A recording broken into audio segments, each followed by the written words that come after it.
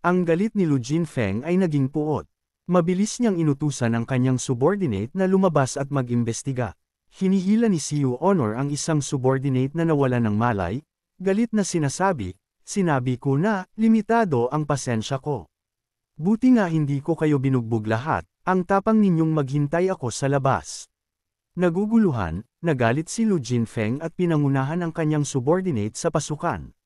Nakilala ng isa sa kanyang subordinate ang tao at kinakabahang sinabi, "Pinuno, siya ang nanakit kay Elder Gian." Nang marinig ito, kumunat ang noo ni Lu Jinfeng, napagtanto na ang babaeng nasa harapan niya ay isang malakas na eksperto. Sa sandaling iyon, inilagay ni Siu Honor ang kanyang mga kamay sa kanyang baywang at tiningnan ng may paghamak ang grupo. Kayo pala ang tinatawag na pinuno ng Azure Dragon Association. Huwag ninyong isipin na dahil nasa Brahma Sea Realm kayo, hindi kayo matatalo. Dahil hindi nauunawaan ang mga prinsipyo ng pagiging katamtaman at kabab ang loob, gusto lang ni Siu Honor na mabilis na matapos ang gawain ng kanyang Panginoon at nagtanong, "Tatanungin kita, ikaw ba ang pinuno ng mga maliliit na tauhan na ito?" "Ako si Lu Jinfeng, ang pinuno ng sangay ng Azure Dragon Association sa Anyan." "May bigat ang aking mga salita," sagot ni Lu Jinfeng na may bahagyang inis. Hindi natinag si Siu Honor at nagpatuloy, "Kung gayon, perpekto. May ipag-uutos ako sa iyo." Dumilim ang ekspresyon ni Lu Jinfeng nang marinig ito. Kailan pa nakaranas ng ganitong kahihiyan ang kagalang-galang na pinuno ng sangay? "Sapat na, pabagsakin ninyo siya." Sigaw ni Lu Jinfeng at ang mga mamamana sa tabi niya ay agad na sumunod sa utos, nagpakawala ng kanilang mga busog at palaso. Sa tunog na wushang, ang mga palaso ay sumipol kasama ng malakas na hangin.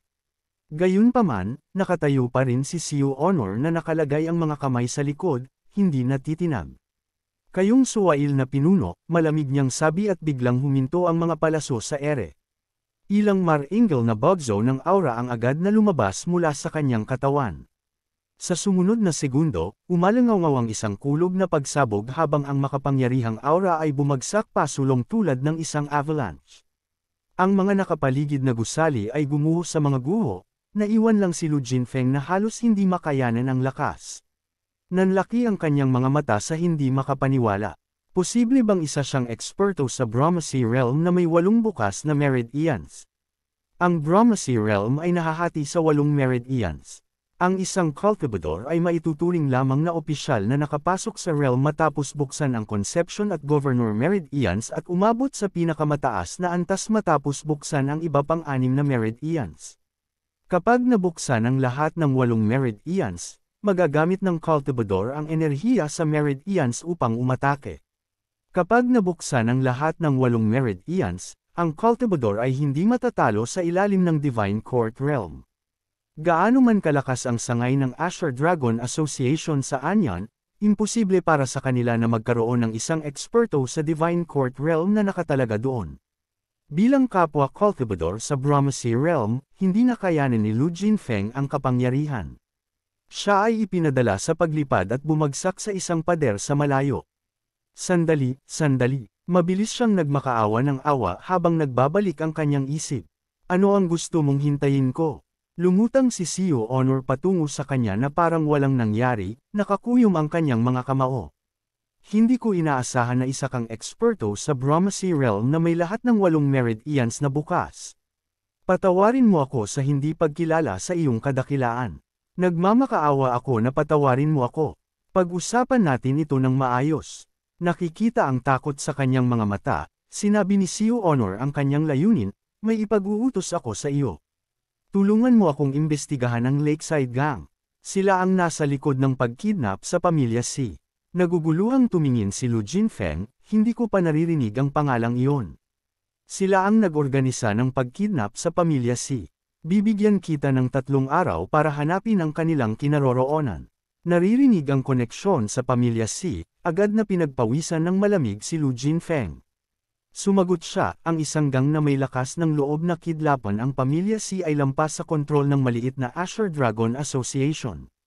"Sabihin mo ulit iyan." Matalim, na tinitigan siya ni Siu Honor, mahigpit na nakakuyom ang kanyang mga kamao. Nakikita ang eksenang ito, nang inag sa takot si Lu Jinfeng. Binibini, hahanapin ko ang kinaroroonan ng Lakeside Gang sa loob ng 3 araw. Nasiyahan sa kanyang sagot, mabilis na lumapit si Siu Honor sa isa sa mga subordinate ni Lu Jinfeng. Ikaw ba ang nagpaputok ng mga palaso sa akin kanina? Ang subordinate, natakot, ay desperadong umiling, itinatanggi ang kanyang pagkakasangkot. Ikaw iyon, sabi ni Siu Honor, itinaas ang kanyang maliit na paa at dahan-daang tumapak sa sahig sa tabi ng lalaki. Sa malakas na kalabog, lumitaw ang isang malinaw na bakas ng paa sa matigas na lupa. Ang duwag, pangungutya niya matapos mag-iwan ng pahayag, lumakad siya palabas ng mga gate ng Azure Dragon Association ng may maringal na paraan. Maging masunurin ka, kung hindi mo gagawin ang sinabi ko, papatayin ko ang buong Azure Dragon Association. Nakatingin sa maliliit na bakas ng paa sa kanyang harapan, natahimik ang paligid. Ang subordinate ay malapit nang magkaroon ng out-of-body experience at mamatay sa lugar. Tumagal ng ilang sandali bago nakabawi si Lu Jinfeng mula sa kanyang pagkagulat, bago siya napuno ng matinding pagdududa. Lungsod ng Anyan, kailan lumitaw ang ganoong batang eksperto?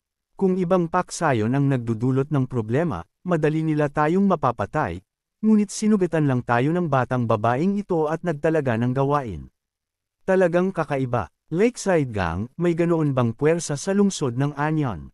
Ang kilalang unang ninuno ng demonic sect, ang mga miyembro ng pamilya ng kanyang mga disipulo ay kinidnap ng 2 beses ng sunod-sunod. Paano niya, na may mainit na ulo, makakayanan ito? Agad niyang ipinadala ang kanyang maliit na disipulo upang patayin ang lokal na gang. Matapos umalis si Siu Honor, nagsimula na rin si Luho na mamuhay ng isang nakaka-relax na buhay ng matanda. Mula sa kanyang mga alaala, nakilala ni Ji Tiandao si Siu Honor nang unang dumating siya sa lungsod ng Anyan. Gusto niya itong gawing disipulo noong panahong iyon, ngunit tinutulan ito ng kanyang mga magulang. Kalaunan, sa kung paano, ipinadala ng kanyang mga magulang si Siu Honor sa bundok mismo.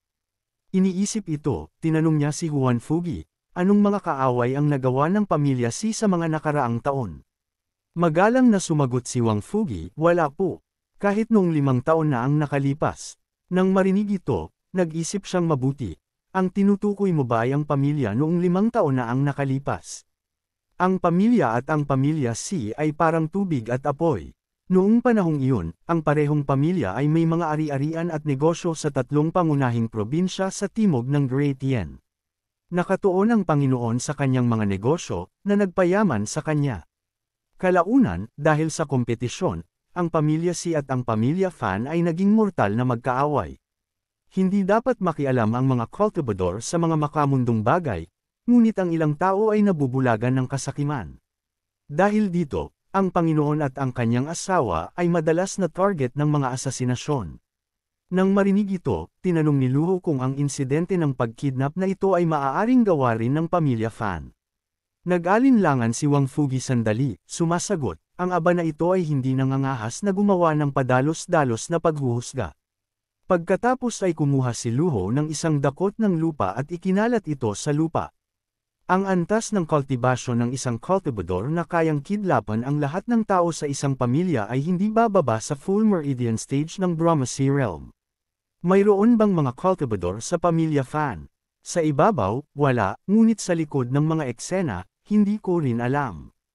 Habang nag-uusap ang dalawa, isang figure ang biglang kumislap sa hangin. Lumapag si Siu Honor sa courtyard na may malakas na kalabog.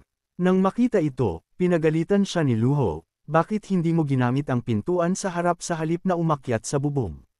Dinilaan ni Siu Honor ang kanyang dila, sumasagot, ang paggamit ng pintuan sa harap ay nangangailangan ng katok at pagbubukas. Ang pag-akyat sa bubong ay mas maginhawa. Huwag mo nang gawin ito muli. Paano ang usapin? Nang marinig ito, kumurap si Siu Honor ng kanyang malalaking mata at tumingin sa paligid. Napakasunod-sunod nila, sinabi nilang tiyak na hahanapin nila ang Lakeside Gang. Hindi mo ba sila nilabanan? Nang marinig ito, humajijig siya, hindi. Napakabait ng pinuno. Tinawag niya akong binibini at nangako na hahanapin ang kinaroroonan ng Lakeside Gang sa loob ng 3 araw. Lolo, huwag mo akong tingnan ng ganyan. Sinasabi ko ang totoo. Iyon mismo ang sinabi niya. Sa isang kisap mata, lumipas ang 3 araw at pumunta muli si Siu Honor sa Azure Dragon Association. Si Wong Fugi, na naglilinis sa courtyard, ay nag-aalala, "Sir, mapapahamak ba si Miss na mag-isang pumunta?"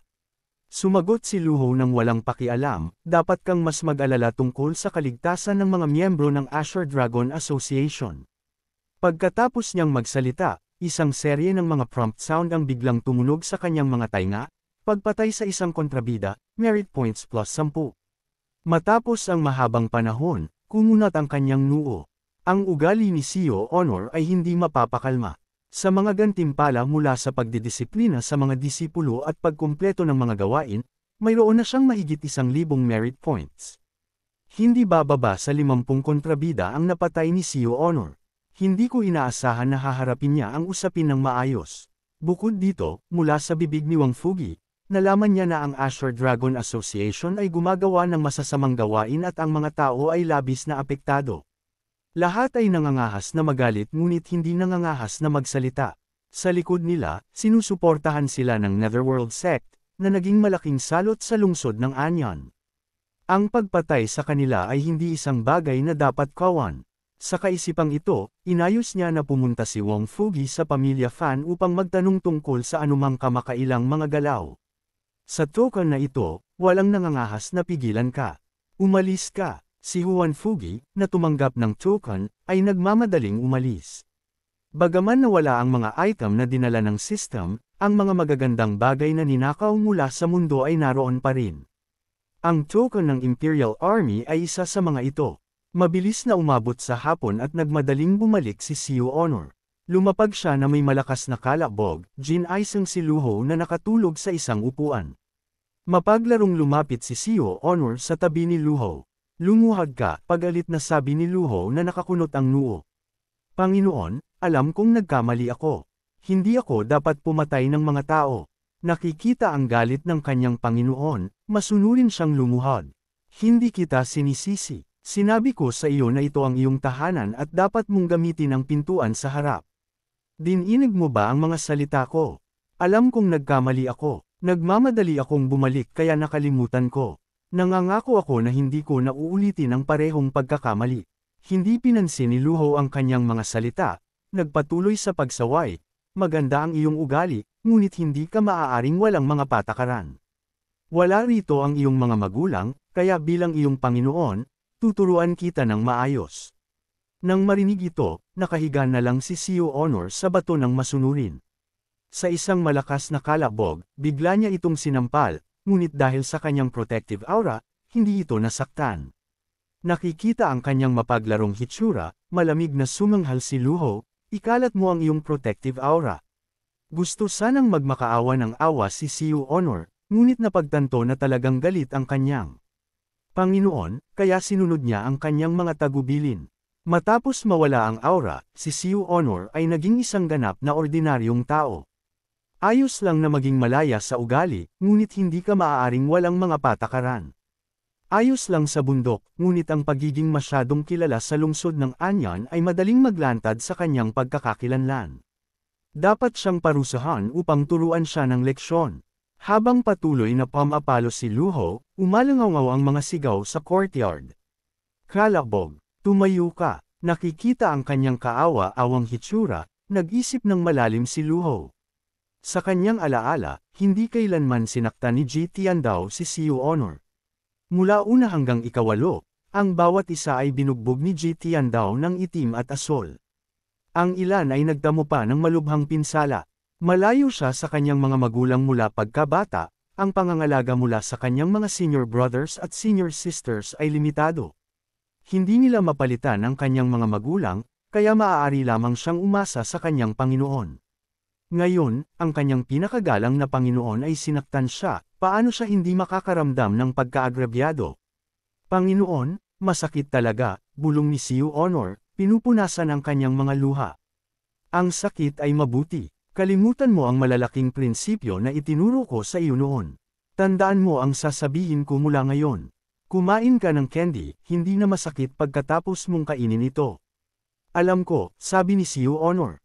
Kinukuha ang candy at isinusubo sa kanyang bibig, pagkatapos ay isinalaysay niya ang nangyari sa Azure Dragon Association. Sinabi ng Azure Dragon Association na walang Lakeside Gang. Ito ay isang grupo ng mga cultivador na nagbalat kayo ng sadya. Nagsinungaling sila at nag-imbita pa ng mga tumulong mula sa probinsya ng para patayin ako.